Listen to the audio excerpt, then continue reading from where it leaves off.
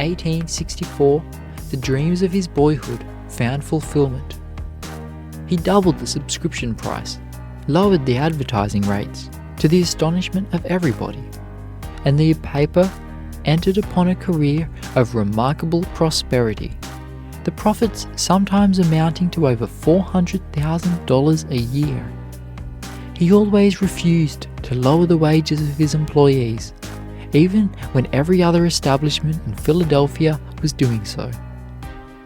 At a banquet in Lyons, nearly a century and a half ago, a discussion arose in regard to the meaning of a painting representing some scene in the mythology or history of Greece. Seeing that the discussion was growing warm, the host turned to one of the waiters and asked him to explain the picture. Greatly to the surprise of the company, the servant gave a clear, concise account of the whole subject, so plain and convincing that it at once settled the dispute. "In what school have you studied, monsieur?" asked one of the guests, addressing the waiter with great respect. "I have studied in many schools, monseigneur," replied the young servant, "but the school in which I studied longest and learned most is the school of adversity." Well had he profited by poverty's lessons, for, although then but a poor waiter, all Europe soon rang with the fame of the writings of the greatest genius of his age and country, Jean-Jacques Rousseau. The smooth sand beach of Lake Erie constituted the foolscap on which, for want of other material, P.R. Spencer, a barefoot boy with no chance, perfected the essential principles of the Spencerian system of penmanship, the most beautiful exposition of graphic art. For 8 years William Cobbett had followed the plough. When he ran away to London, copied law papers for 8 or 9 months, and then enlisted in an infantry regiment. During his first year of soldier life, he subscribed to a circulating library at Chatham, read every book in it, and began to study. "I learned grammar when I was a private soldier on the pay of 6 pence a day. The edge of my berth, or that of the guard bed, was my seat to study in. My knapsack was my bookcase. A bit of board lying on my lap was my writing table, and the task did not demand anything like a year of my life. I had no money to purchase candles or oil.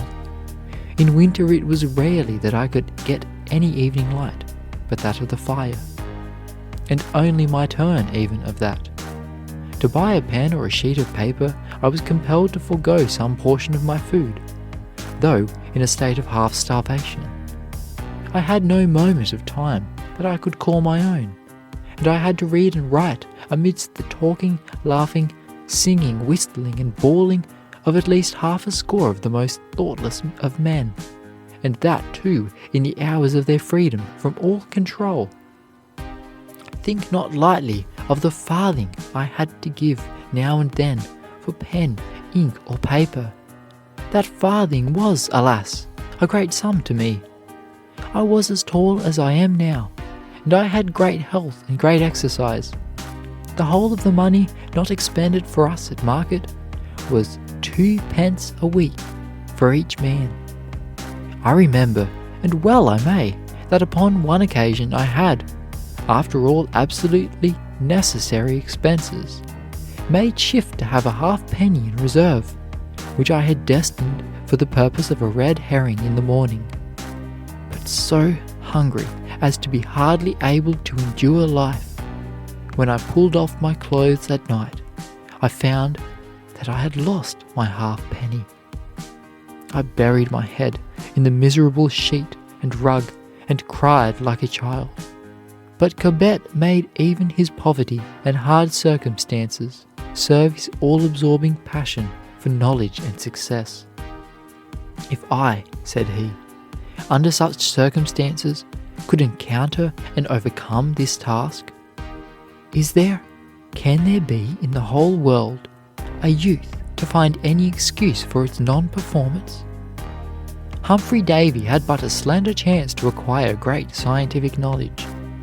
yet he had true metal in him, and he made even old pans, kettles and bottles contribute to his success as he experimented and studied in the attic of the apothecary store where he worked. Many a farmer's son, says Thurlow Weed, has found the best opportunities for mental improvement in his intervals of leisure while tending sapbush. Such, at any rate, was my own experience. At night you had only to feed the kettles and keep up the fires, the sap having been gathered and the wood cut before dark. During the day we would always lay in a good stock of fat pine, by the light of which, blazing bright before the sugar house, I passed many a delightful night in reading. I remember in this way to have a history of the French Revolution, and to have obtained a better and more enduring knowledge of its events and horrors, and of the actors in that great national tragedy, than I have received from all subsequent reading. I remember also how happy I was in being able to borrow the books of a Mr. Keyes after a 2-mile tramp through the snow, shoeless, my feet swaddled in remnants of rag carpet. "May I have a holiday tomorrow, Father?" asked Theodore Parker one August afternoon. The poor Lexington's millwright looked in surprise at his youngest son, for it was a busy time, but he saw from the boy's earnest face that he had no ordinary object in view, and granted the request. Theodore rose very early the next morning, walked through the dust 10 miles to Harvard College, and presented himself for a candidate for admission.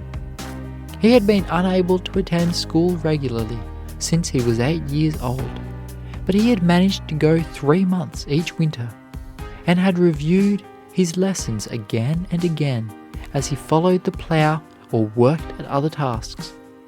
All his odd moments had been hoarded, too, for reading useful books, which he borrowed. One book he could not borrow, but he felt that he must have it.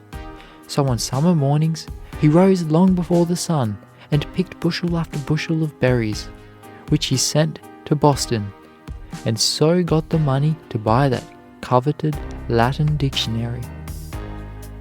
"Well done, my boy," said the millwright when his son came home late at night and told of his successful examination. "But, Theodore, I cannot afford to keep you there." "True, Father," said Theodore.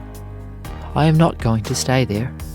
I shall study at home at odd times, and thus prepare myself for a final examination, which will give me a diploma." He did this, and by teaching school as he grew older, got money to study for 2 years at Harvard, where he was graduated with honor. Years after, when, as the trusted friend and advisor of Seward, Chase, Sumner, Garrison, Horace Mann, and Wendell Phillips, his influence for good was felt in the hearts of all his countrymen, it was a pleasure for him to recall his early struggles and triumphs among the rocks and bushes of Lexington. "The proudest moments of my life," said Elihu Burritt, "was when I had first gained the full meaning of the first 15 lines of Homer's Iliad." Elihu Burritt's father died when he was 16, and Elihu was apprenticed to a blacksmith in his native village of New Britain, Con. He had to work at the forge for 10 or 12 hours a day, but while blowing the bellows, he would solve mentally difficult problems in arithmetic. In a diary kept at Worcester, whither he went some 10 years later to enjoy its library privileges, are such entries as these: Monday, June 18, headache, 40 pages, Cuvier's Theory of the Earth, 64 pages French, 11 hours forging. Tuesday, June 19th, 60 lines Hebrew, 30 Danish, 10 lines Bohemian, 9 lines Polish, 15 names of stars, 10 hours forging. Wednesday, June 20, 25 lines Hebrew, 8 lines Syriac, 11 hours forging. He mastered 18 languages.